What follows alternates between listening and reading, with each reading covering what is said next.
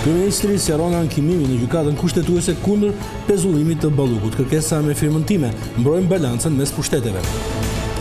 Shoqërohen disa persone pas vrasjes së biznesmenit në Elbasan. Gjendet e djegur makine autorëve, automjeti figuron emër të kompanisë së 43 vjeçarit. 2 viktima dhe 2 plagosur në aksidentet gjatorëve të fundit në Tiranë dhe në Roskovec. Urbani për plas të ren në kryeqyteti shkakton plagë të rënda. Në 1 dhjetor i shënon ditën botërore të luftës kundër SIDA-s. Mjekët japin alarmin për rritjen e numrit të personave të rinj të prekur nga kjo sëmundje.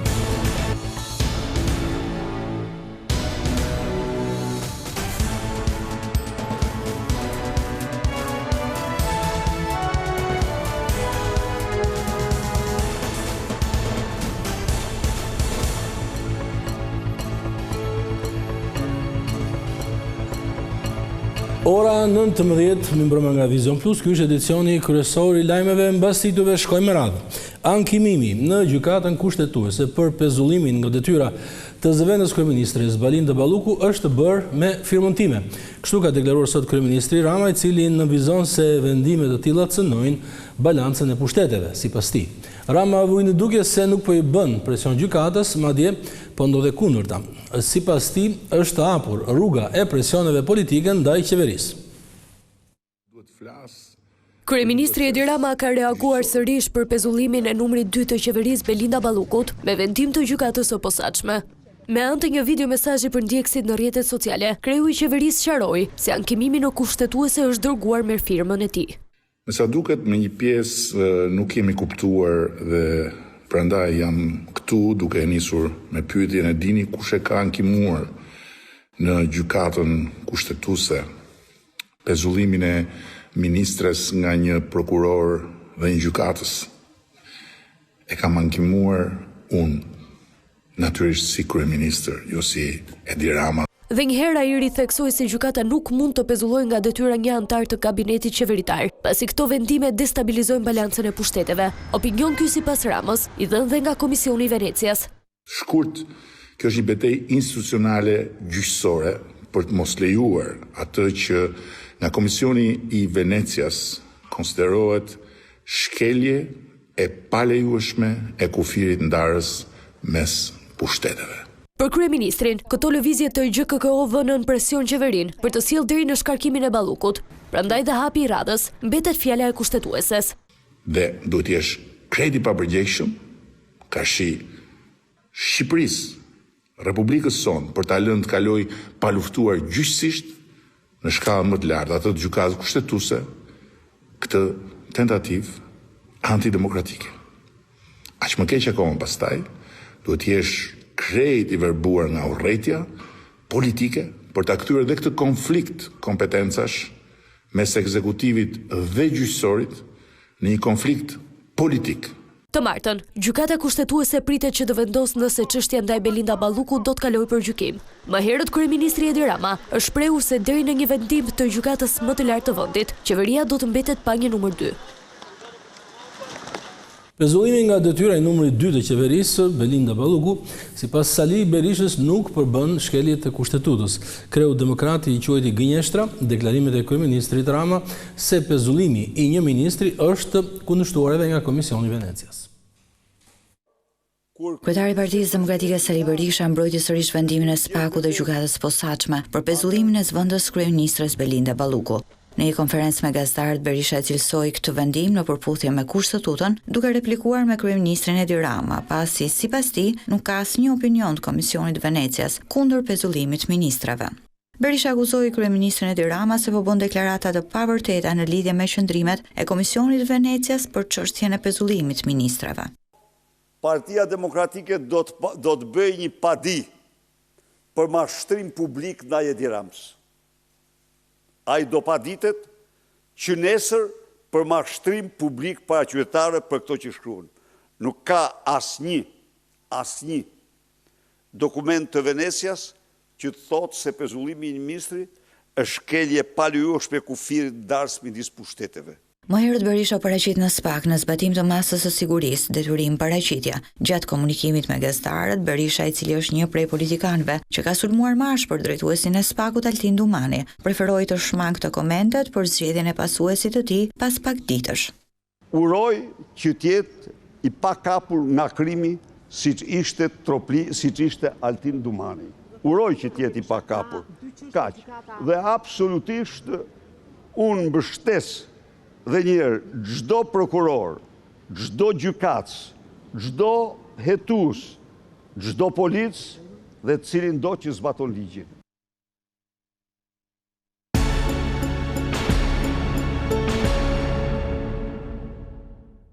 Policia në Elbasan ka sekuestruar kamerat e sigurisë për të gjetur gjurmë të autorëve që ekzekutuan dje në makinë biznesmenin e njohur me emrin Edmond Hyka apo Mondi Mëhalla. Ai u qellua për vdekje në karburantin që kishte në pronësi. Pas largimit nga vendi i ngjarjes, autorët, që dyshohet se kanë qenë 2, kanë djegur automjetin.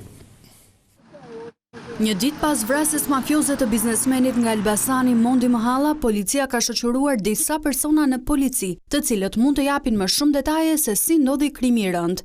Mes tyre janë punonjësit e karburantit, të cilët ishin në turn në momentin e ngjarjes, si dhe 2 shoferë taksish. Po ashtu mëngjesin e kësaj të hëne, policia ka gjetur një automjet të djegur tip Audi në fshatin Mirak, bashkë me një pistolet që dyshohet se ju përket atentatorëve. Për këta të fundit, policia dyshon se kanë qenë 2 persona, të 2 vrasës me pagesë. Gjithashtu rezulton se makina e autorëve ka qenë e regjistruar në emrin e kompanisë së biznesmenit. 43 vjeçari u qellua sapo kishte dalë nga zyra në karburantin Xhaxhi Oil në pronësi të tij dhe sapo ishte futur në automjetin e tij Range Rover. Autorët e kanë qelluar disa herë me pistolet, ndërsa 2 prej plumbave e prekën në kokë. Mondi Mëhalla ose Edmond Hyka, përveç se pronari i karburantit Xhaxhi Oil në daljet e Elbasanit, ka në pronësi edhe një shërbim taksi El Taxi si dhe një lokal. Mëhalla ishte në gjyq për armbajtje pa leje, posedim të sendeve të jashtëligjshme dhe shpërndarje narkotikësh. 43 vjeçari jetonte në zonën e komunës së Parisit në Tiranë, por lëvizte shpeshherë në Elbasan për shkak të aktivitetit ekonomik atje. Policia në ndërkohë ka marrë edhe të gjitha pamjet e kamerave të sigurisë së karburantit, bizneseve në zonë dhe ato përgjatë aksit Elbasan Librazht për të rënë në gjurmë të autorëve sa më parë. Një grua mbeti viktime e një aksidenti sot në mëngjes në Tiranë, pasi u përplas nga një makinë teksa kalonte rrugën. Ndërkohë, lidhur me aksidenti që ndodhi dje në mbrëmje, ku autobusi urban përplasi një grua të re që lëvizte me biçikletë, uniformat blu ndaluan shoferin. Pa kaluar 12 orë nga aksidenti mbrëmjes së të dielës, një tjetër ngjarje e rëndë përgjaku rrugët e Tiranës. Një këmbësore 49 vjeçare u përplas për vdekje nga një automjet në afërsi të zonës së njohur si sheshi Shqiponja në kryeqytet. Viktima nuk ka qenë në vijat e bardha dhe gjatë tentativës për të kaluar rrugën, ajo është përplasur nga një makinë duke gjetur vdekje në vend. Policia ka nisur hetimet për zbardhjen e plotë të aksidentit. Ndërkohë, policia ka arrestuar mbrëmjen e të dielës shoferin e urbanit të linjës Astir Qendër, i cili u përfshi në një aksident në afërsi të pallatit me shigjeta. Sipas policisë, urbani ka qenë në drejtim të 21 vjetorit. Në këtë moment, 18 vjeçaria me biçikletë ka tentuar të kalojë rrugën me semafor të kuq. Urbani ka qenë me shpejtësi mbi normat e lejuara, ku fatkeqësisht ka goditur të ren. Drejtuesi i mjetit ka tentuar të shmangë goditjen dhe përpasoj ka kaluar trafikndarësen duke përfunduar në anën tjetër të korsisë, ku ka përplasur disa mjete të parkuara. Shoferi urbanit ka rezultuar negativ në testin e alkoolit. E reja ndodhet në spitalin e traumës jashtë rrezikut për jetën. Ndërkohë, mjekim kanë marrë dhe disa udhëtar të urbanit, të cilët mbeten të lënduar nga përplasja. Edhe në rrugën Roskovec-Berat, një person ka humbur jetën pasi u përplas nga një automjet teksa ishte duke lëvizur me biçikletë, ndërsa në Lushnjë, një njeri u plagos rënd pasi humbi kontrollin e makinës dhe u përplas me shtyllën. Një aksident me vdekje ka ndodhur paraditën e kësaj të hënë në aksin Roskovec-Berat pranë fshatit Strum. Një automjet ka përplasur një person i cili po udhëtonte me biçikletë dhe përpasoj ka humbur jetën.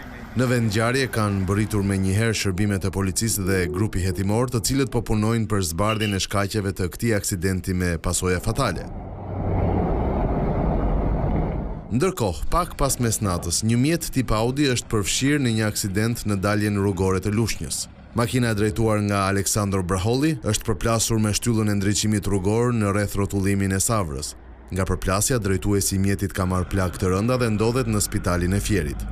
Sipas policisë, dyshohet se njeriu nuk ka parë rreth rrotullimin dhe duke dalë nga qyteti i Lushnjës është aksidentuar. Përplasja me shtyllën ka qenë e fortë dhe njeriu ka mbetur i plagosur rënd.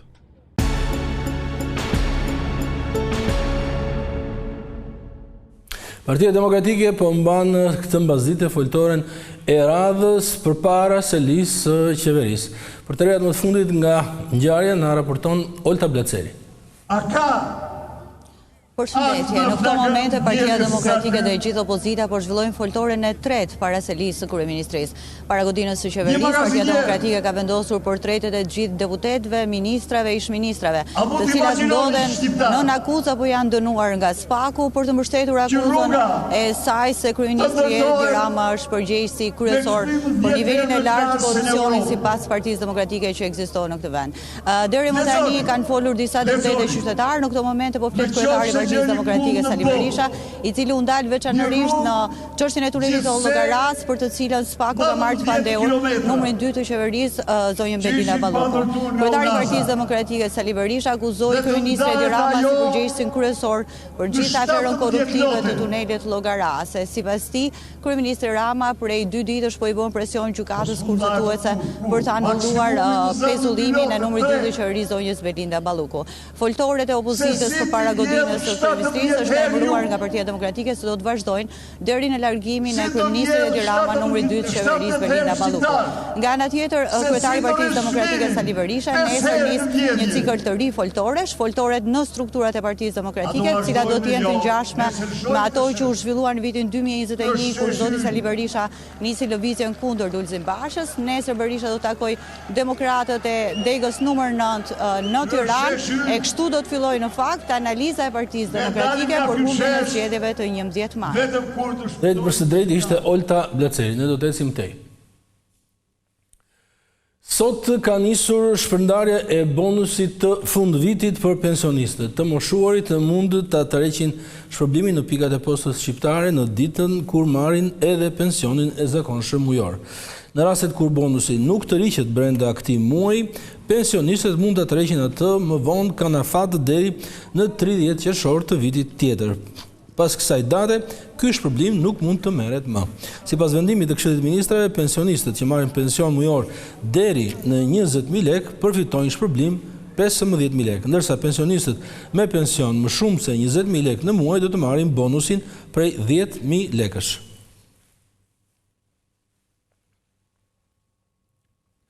Rastet e reja me virusin HIV/AIDS në Shqipëri kanë shënuar rritje, thonë mjekët. Në ditën botërore të luftës ndaj kësaj sëmundjeve, ata thonë se shumica e infektimeve vijnë përmes marrëdhënieve seksuale të pambrojtura dhe konsumimit të drogave.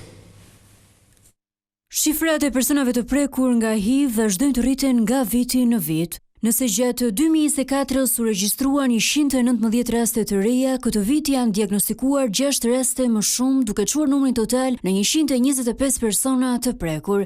Transmetimi seksual mbetet rruga kryesore e përhapjes së virusit. Ajo që shohim është që ne kemi raste të reja çdo muaj, në të 12 muajt e vitit.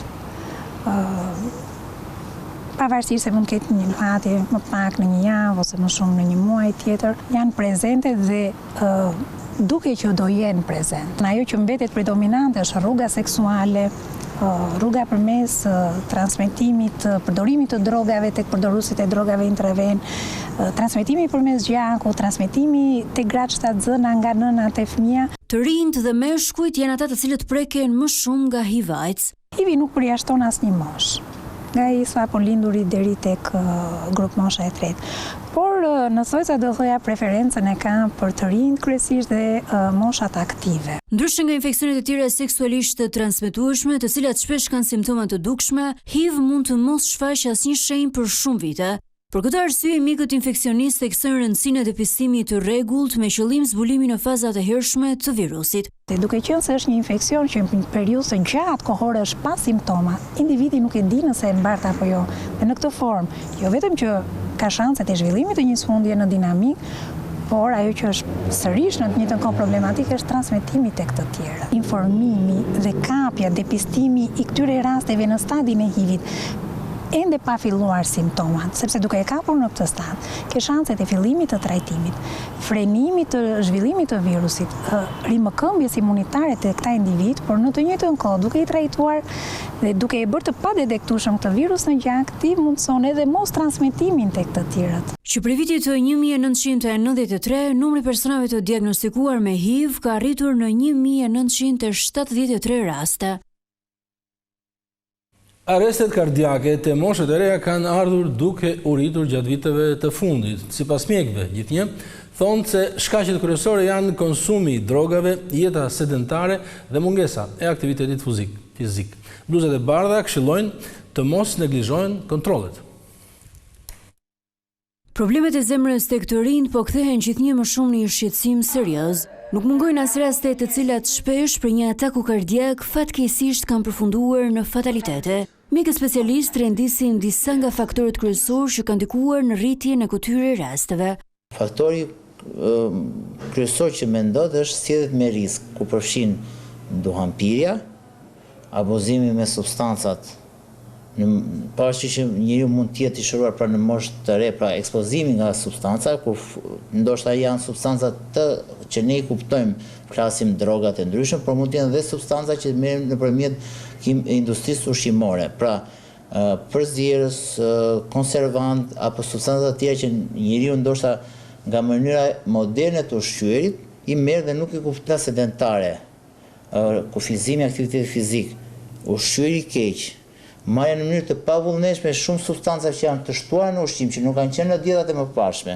Ataku kardiak mund të ngatrohet me atakun e panikut, kjo pasi shpesh simptomat mund të jenë të ngjashme. Mjeku kardiolog Benard Shehu shpjegon dallimin mes tyre. Një atak kardiak është ndonjë ndërhyrje të menjëhershme brenda, domethënë në një atak kardiak ne kemi këshillojmë midis kohës nga diagnostikimi deri në kohën e ndërhyrjes mos i kaloj maksimum që zot kaloj 6 orë. Po flasim ne zakonisht brenda 1 ore, 1 orë e gjysmë, sepse duhet priten dhe analizat, kurse një atak paniku asnjë nga këto gjëra nuk ndodh. Kjo nuk do të thotë që një njeri si ka shpeshherë atake paniku, njëherë mund mos bëjë një atak të vërtetë. Zakonisht unë u them dhe të gjithëve që neuroza apo ataket e panikut apo çrregullimet somatike, pra është një problem që njeriu e ka në të brendshme dhe somatizon me dhimbje, me vështirësi frymëmarrje apo me shenja të tjera. Specialistët sugjerojnë të bëhen sa më shumë ekzaminime rutinë të përsëritura, veçanërisht për të rinjt me faktor rreziku dhe të mbahet nën kontroll niveli i yndyrnave në gjak, duke ulur kështu riskun e shfaqjes së sëmundjeve të zemrës. Si është tani?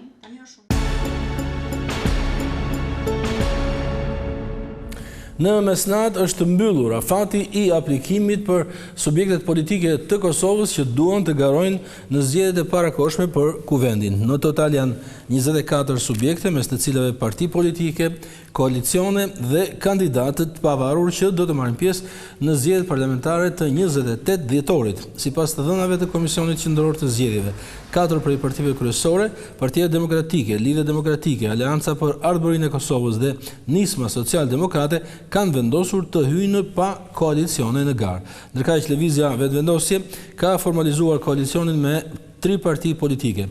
Partitë janë Guxo, Alternativa dhe Partia Shqiptare Demokristiane. Zgjedhjet e 28 dhjetorit në Kosovë janë të tretat që mbahen brenda vitit, përfshir zgjedhjet lokale me 2 raunde gjatë muajit të kaluar.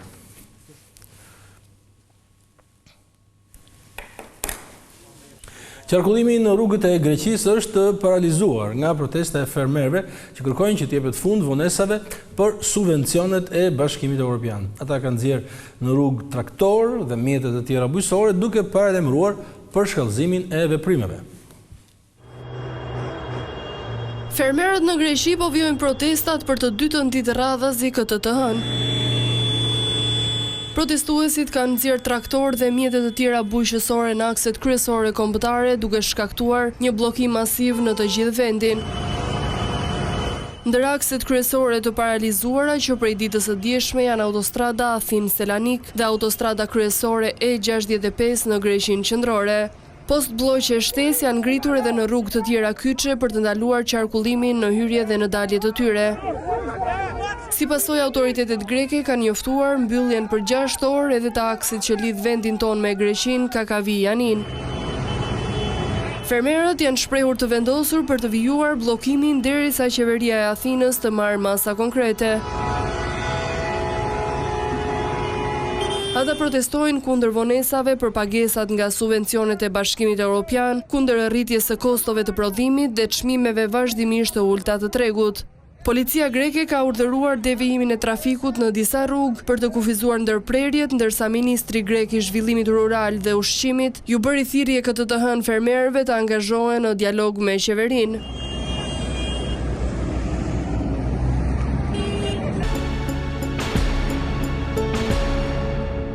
Sot është shansi i fundit për konkurrentët e mbetur në spektaklin e talenteve për të siguruar një bilet në netët gjysmëfinale. Në mbrëmja e sotme e spektaklit më të ndjekur premton emocione të forta. Emocione, surpriza dhe talente që te i kalojnë çdo pritshmëri. Kjo është ajo që pritet sonte në natën e fundit të audicioneve përzjedhëse të spektaklit më të madh të zbulimit të talenteve në vend, Albania's Got Talent. Për disa javë me radhë, skena e spektaklit është kthyer në piktakimin e ëndrave, ku 10 konkurrent nga e gjithë Shqipëria e më gjerë kanë sjellë performanca që kanë emocionuar publikun dhe jurinë. 4 anëtarët e saj, Agron Llakaj, Adelina Ismaili, Elsa Salila dhe Castro Zizo, do të duhet të përzjedhin për herë të fundit edhe këtë mbrëmje të shtatë mes më të talentuarve për të vijuar rrugëtimin drejt netëve gjysmëfinale. Me energjinë e dorëve do të mundohem që ta lëviz. Tashmë edhe 4 që e përzjedhur përmes butonit të artë të juris do të pres me padurim se cilët do të jenë konkurrentët që do të bashkohen në netët gjysmëfinale.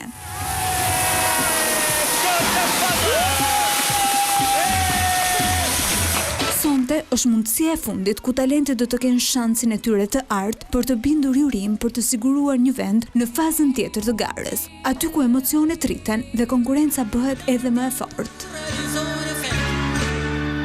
Albania's Got Talent vjen këtë të hënë me një puntat që premton të jetë kulmi i emocioneve të fazës së audicioneve në orën 21 vetëm në ekranin e Vision Plus.